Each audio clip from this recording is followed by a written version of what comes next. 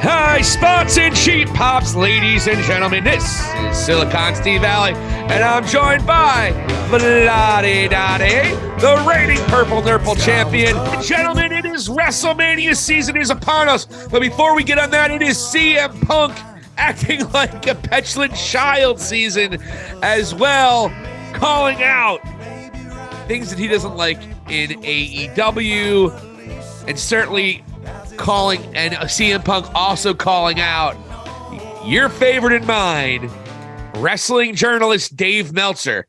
Vladi Dottie, we're going to get right into this. You're not 100% familiar with this situation, so I'm going to break you everything that went down between Dave Meltzer and CM Punk. But before we get into that, how are you doing? I am doing great, man. It's great to see you again tonight. We're on the eve of some very important wrestling, and of course, we're going to be talking about some awesome incidents here tonight. So, really looking forward to this. Oh, absolutely. And we're also going to get to a WrestleMania picks later on the episode, so we're looking forward to all that. And right now, starting out of the gate, Dave Meltzer goes on Wrestler Observer News Radio a couple of days ago, last week. And he basically was saying updates on CM Punk, and he found out something. And this is an exact quote. Do you know why they didn't advertise Punk versus Moxley longer and why it had a short build? Because Punk agreed to it. Then AEW got a legal letter saying he wasn't down with it and wasn't doing it, and they didn't know if he'd come back until Tony put his foot down.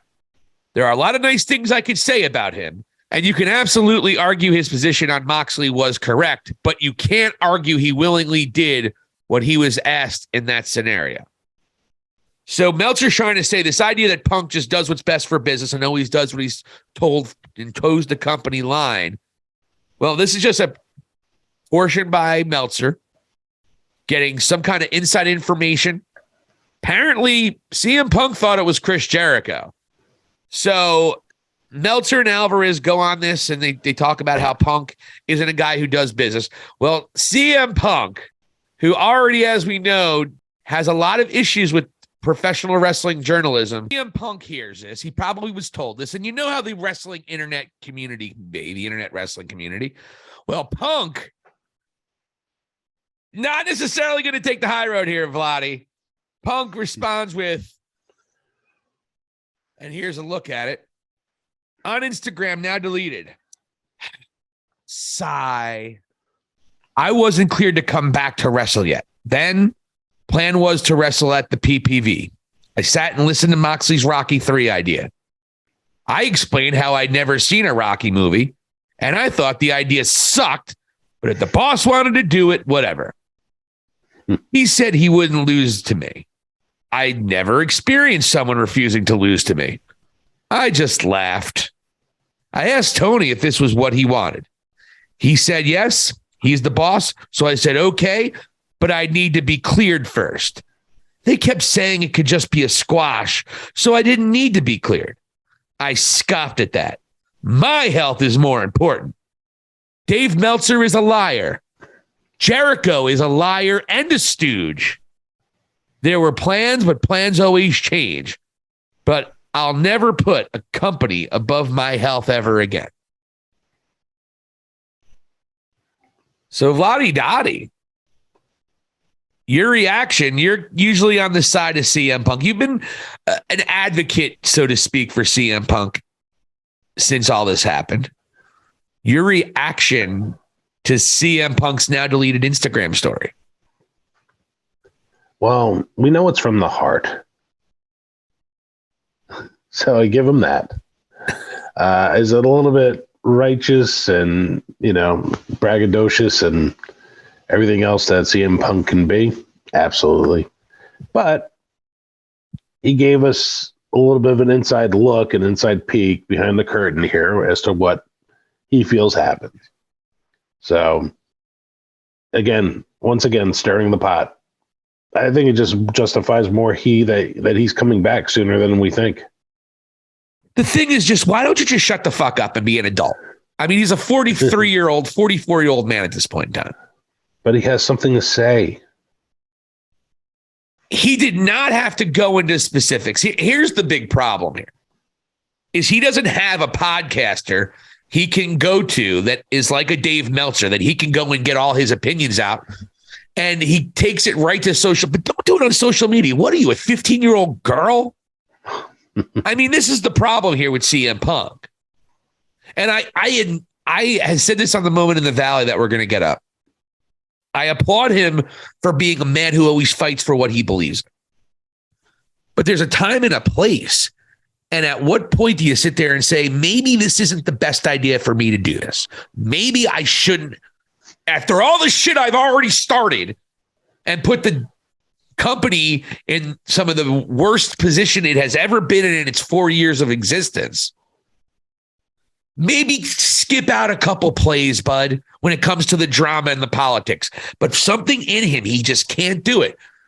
But is he wrong? I don't see a lie here. The Rocky III Clubber Lang thing with Jon Moxley was stupid. We thought it was stupid when it happened. It was a bad job, whoever's idea of it. Now we know it's Moxley's idea. It was a bad job. Now, what are you going to tell Moxley, the guy who basically picked the ball and ran with it the entire summer? You're going to say, no, F you? Moxley's been the big name box office babyface since the company opened. Yep. And he has stroke.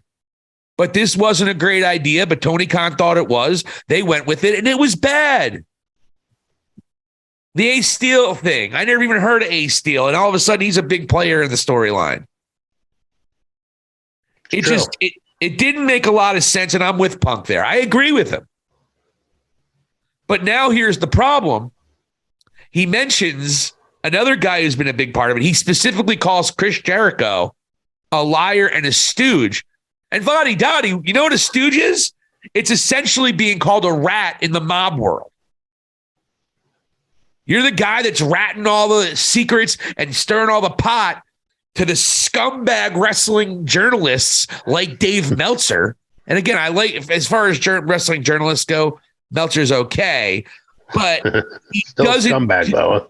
He's still a scumbag wrestling news journalist. He's not a news journalist. He reports what his friends tell him.